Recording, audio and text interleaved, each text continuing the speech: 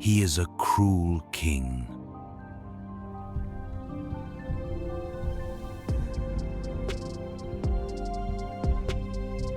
Who wanted to find a reason. The prime minister I dislike must be eliminated. The king plans to kill a prime minister he disliked. The king ordered the prime minister, "You will see to this matter at once." "Yes, your majesty, it will be done." The king passed a bowl of water to the prime minister. "Take this sacred water." "As you command, your majesty." He needs to carry the bowl of water from outside the city. If even a single drop of water spilled along the way, the prime minister would be executed.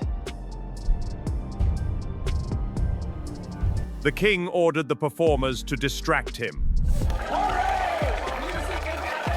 The king also arranged for many beautiful women to dance. To sing and dance along the road. And even scattered gold coins on the ground to distract him. I am hoping the minister would fail. However, the prime minister remains calm, his eyes steady and focused. Do you think the king succeeded in killing me? Watch the video until the end, and don't forget to subscribe to my channel, give it a thumbs up, and ring the notification bell. Subscribe, give it a thumbs up, ring the bell. At this life and death moment,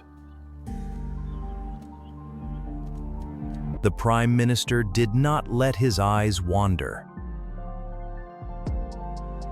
He is with complete focus. He walks steadily through the streets, ignoring the surroundings. and alleys. Make way! Clear the alleys! By order of the crown. Concentrating solely on completing his task.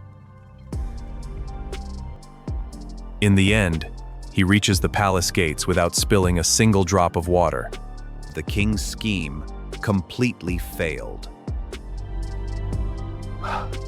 When facing matters of life and death, one must be fully focused.